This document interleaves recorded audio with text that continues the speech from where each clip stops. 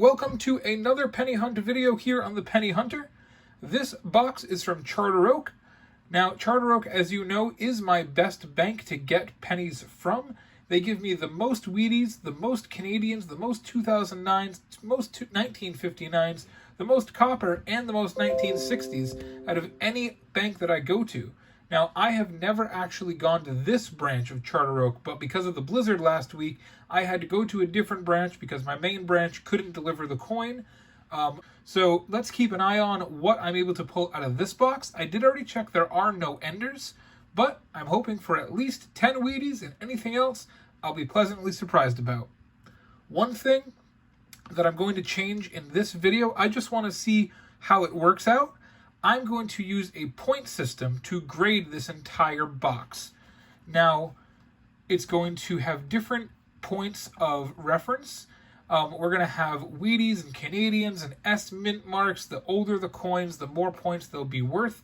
Right after this, I'm going to put up a screenshot of the point system and how I grade these boxes.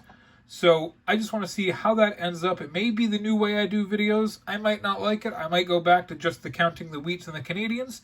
We'll see how it goes. Once I get something, I'll bring you back.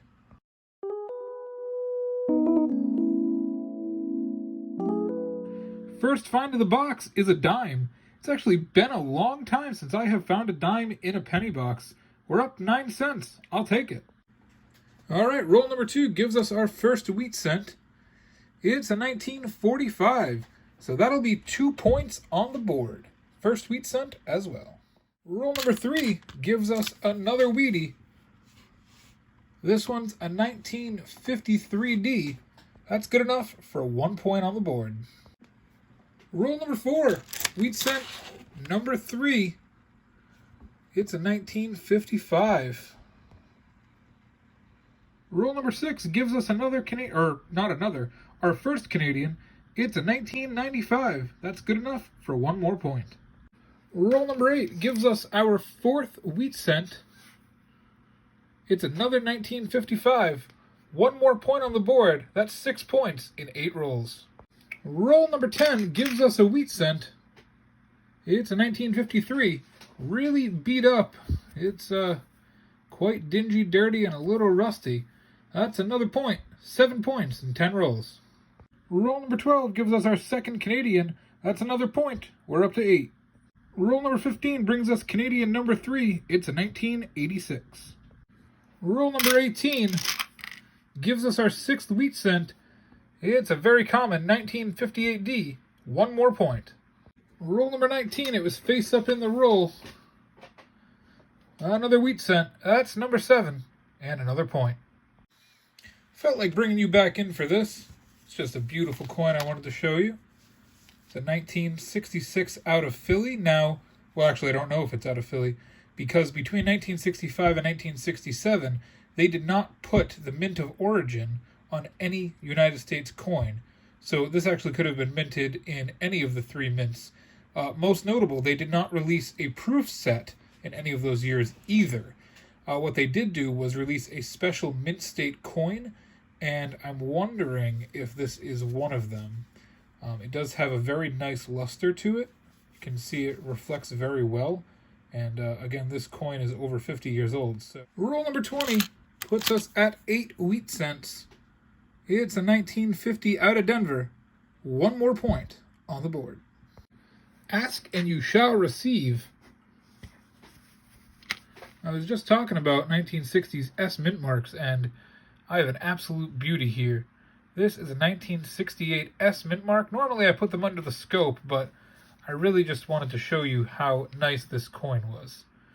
So, according to our point scale, that's 1 more point. But you know what? Due to the quality of this coin, I'm going to issue 2 points for this coin. 2-point coin. Our second S mint strike of the box. It's a 73. 1 more point. Roll number 26 gives us our first 2009. That is 1 point. We're up to 16. Roll number 27 gives us wheat cent number 9. I can't make out what that is. It's 1952 out of Philadelphia. That's another 1-point coin. Roll number 27 also had another 2009, one more point. That's 18 in 28 rolls. Roll number 28 gave us another 1929, one more point. That's 2 in 2 rolls. Roll number 29 gives us a 1995 Canadian. Roll number 29 gives us an S Mint mark, one more point. We're up to 21 points in 29 rolls. Well, we did it again. Roll number 30 gives us our 10th wheat cent. It's a 1948 out of Philly. Roll number 31 gives us our 4th 2009. Roll number 33 gives us our 5th Canadian. It's a 1989. Back-to-back rolls with a Canadian in it. It's a 1974. Roll number 35 gives us another wheat cent. It's number 11. And it's a common 1956 Denver. One more point added to the score. Roll number 37 gives us wheat cent number 12. It's another 1958D, very common, 1 point. Roll number 41 gives us wheat cent number 13. It's a 1957D, that's 28 points. Roll number 42 gives us another Canadian. It's a 1987, that's number 7. Same roll, another Canadian, a 1974, and we are up to 8. Roll number 42 gave us another 2009. That's the 5th one of the box. Roll number 43 has our first double wheat cent roll. Oh, wow. Okay. I did not expect that. This is a 1919. And according to the points, that is worth 10 points. Okay. This is a well-struck coin. It is very thick. I simply was not expecting to turn this over and see a 1919. It is in decent condition for 102 years old, and it's a little black and not shiny, but I mean it's a thick, well-struck coin here. All right, that definitely might be the find of the box. I will take it. And then we also have this one, which is a 1953 Denver, worth 1 point.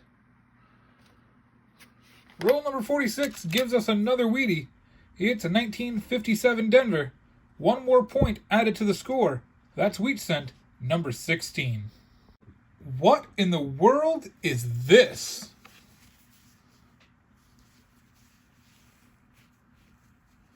It says uncirculated Philadelphia with a giant P on it, and on the back it says United States Mint Treasury.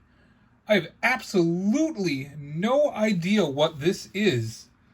It's not a coin, but it is.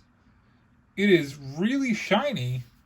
I need to do more research on this, but what a weird thing to find in a roll of pennies.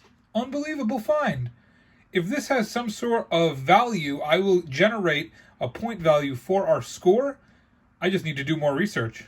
Roll number 47 gives us Canadian number 9. It's a 1976. Roll number 48 gives us our 10th Canadian. It's a 1994.